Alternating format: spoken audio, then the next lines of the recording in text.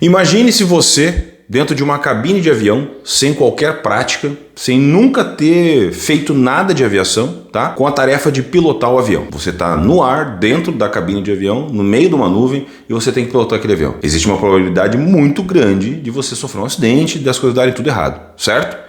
Porque para você conseguir fazer aquela tarefa, você tem que passar por horas de treinamento, horas de testes, você tem que passar por uma série de coisas para conseguir ter essa condição de pilotar um avião. E inclusive passar pelo crivo de pessoas que tenham essa experiência que é passada de uma pessoa mais velha para uma pessoa mais jovem, né? Ou de um professor, vamos dizer assim, que ele vai te passar essa experiência para que tu possa dar continuidade ao ofício de piloto de avião, antes que tu possa subir aos céus por conta própria, certo? A mesma lógica a gente pode aplicar a viver uma vida boa. À medida que a gente vai ganhando experiência, à medida que a gente vai experienciando as coisas na nossa volta, nós vamos aprendendo com as situações da vida, aos poucos, com a idade, com as situações que vão se arquitetando na nossa frente, e a gente vai melhorando de vida. E não estamos falando aqui de questões de dinheiro, mas sim estamos falando aqui de questão de educação. A educação que a gente vai tendo, não só das pessoas que vão nos passando, mas também a nossa própria educação, nós vamos educando o nosso ser, o nosso interno, e a gente vai moldando o nosso habitat, a gente vai moldando quem somos para que a gente consiga ter um melhor entendimento do que está acontecendo na nossa volta. Mas aí vem uma pergunta: como é que a gente pode adquirir prática de certas coisas que talvez a gente nunca vai viver? Porque imaginem só, eu, por exemplo, nunca pilotei um avião e nunca vou pilotar um avião. Eu não estudei para isso. Mas para poder experienciar aquela situação, como é que eu posso viver aquilo? Como é que eu posso ter aquela experiência?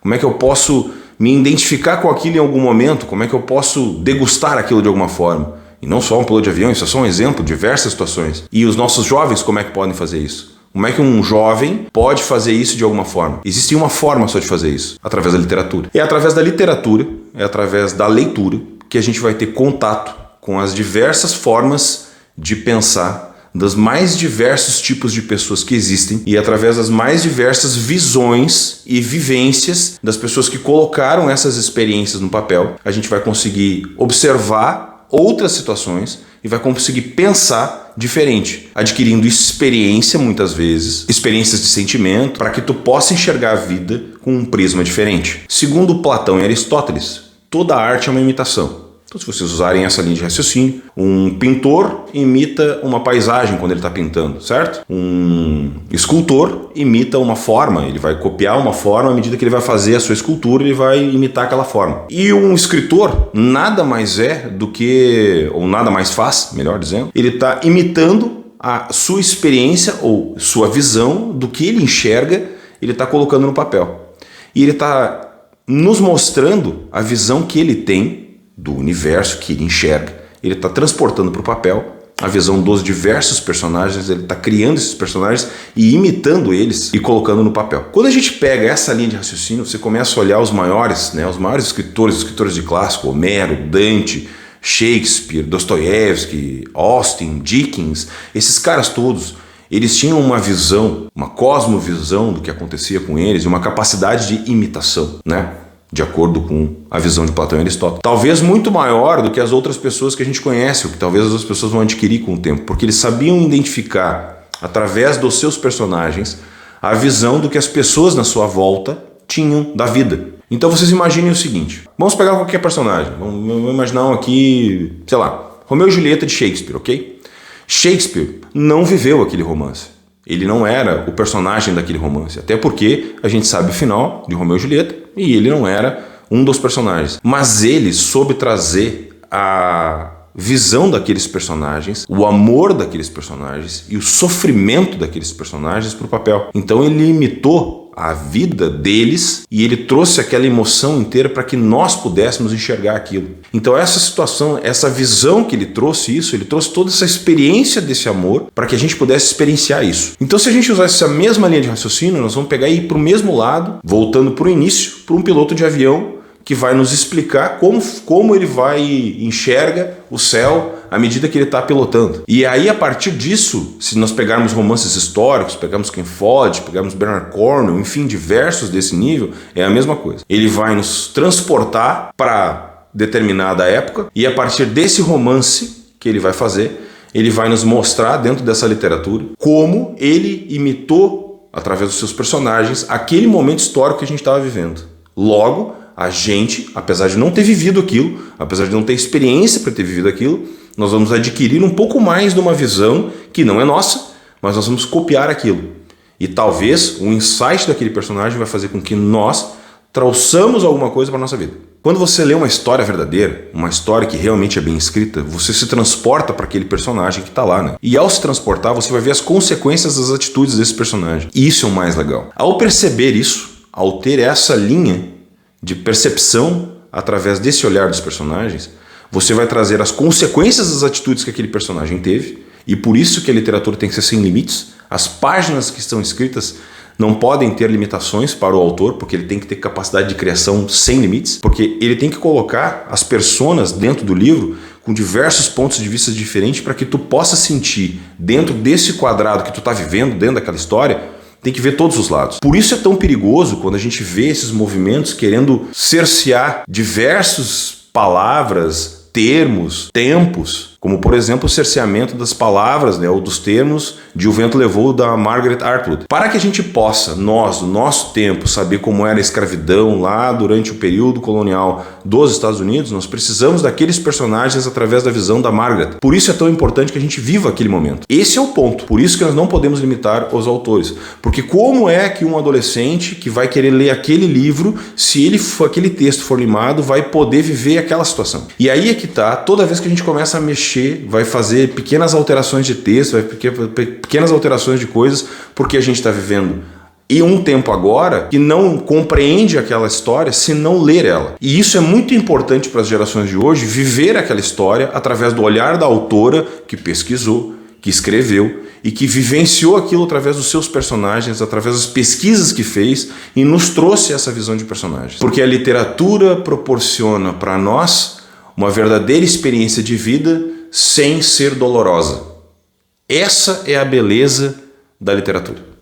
E por isso ela é tão importante em todas as fases da vida. Como diria C.S. Lewis em A Abolição do Homem, até os tempos bastante modernos, todos os professores e até mesmo todos os homens acreditavam que o universo era tal que certas reações emocionais de nossa parte poderiam ser congruentes ou incongruentes com ele. Acreditavam, de fato, que os objetos não apenas recebiam, mas podiam merecer nossa atenção, aprovação ou desaprovação, nossa reverência ou mesmo desprezo. Então, nesse texto, o Lewis lamenta que nós estamos vivendo uma era de homens sem peito, homens sem sentimento, homens que não enxergam mais essa situação do sentimentalismo através das coisas. Hoje, no que a gente está vivendo hoje especificamente, nós precisamos de homens com peito.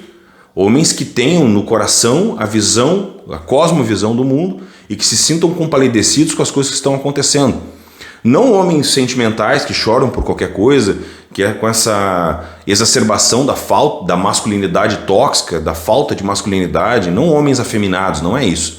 Nós precisamos de homens fortes, que estejam capazes de encarar as situações mais difíceis, mas que consigam, através dessa experiência dos estudos, enxergar o que está acontecendo na sua volta. Porque vivenciaram de alguma forma uma série de coisas e através dessa vivência, dessa série de coisas, eles vão perceber, porque tiveram, através dos seus estudos, um monte de situações que eles já têm uma certa experiência. Ah, eles vão poder sentar na porra da cabine do avião? Não, não vão. Mas eles vão saber que aquilo não é qualquer um que pode fazer. Eles vão respeitar as pessoas que devem e podem fazer aquilo, entende? Essa é a lógica do estudo, essa é a lógica do pensamento crítico, essa é a lógica da literatura, essa é a lógica de vivenciar uma série de leituras.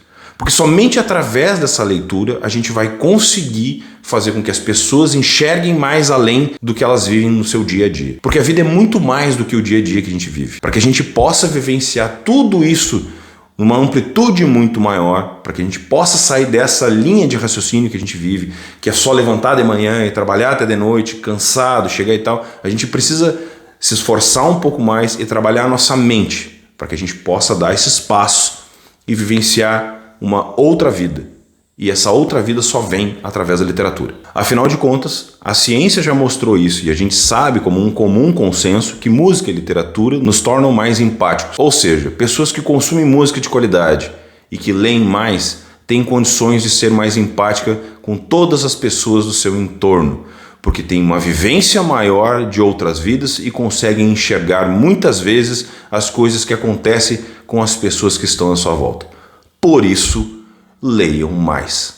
Incentivem a literatura dos seus pequenos, mostrem para eles a literatura, expliquem para eles as coisas que estão acontecendo, tragam esse lado empático e incentivem cada dia mais as pessoas a lerem. Leiam os clássicos, leiam coisas que incentivem vocês a serem melhores. A vida não é só trabalhar de manhã à noite. A vida não é só acumular bens. Isso faz parte, isso é importante, mas também é importante trazer uma sanidade à nossa consciência. Espero que vocês tenham gostado desse texto reflexivo. Se vocês gostaram dele, compartilhem com o maior número de pessoas possíveis. O texto original que me deu ideias para fazer isso aqui está aqui embaixo na descrição, ok? Não se esqueçam de se inscrever no canal, dar o joinha e compartilhar o vídeo. Forte abraço a todos, muito obrigado pela audiência e não se esqueçam, esse canal é para isso, é para que a gente possa falar sobre literatura, experiências de vida e fazer com que cada dia mais o maior número de pessoas se juntem a essa comunidade. Se você tem aquele amigo que é diferente, ou se você quer trazer ele para cá com um vídeo, mostre um vídeo meu para ele. Eu tenho certeza que de alguma forma ele vai se identificar, porque quanto mais pessoas se elevarem, quanto mais pessoas fizerem parte, quanto mais pessoas se juntarem ou aumentarem o coro de pessoas que estão insatisfeitas com o que está acontecendo, mais gente vai chegar. E aos poucos nós vamos formando uma comunidade forte, ok? Forte abraço a todos, muito obrigado, até o próximo.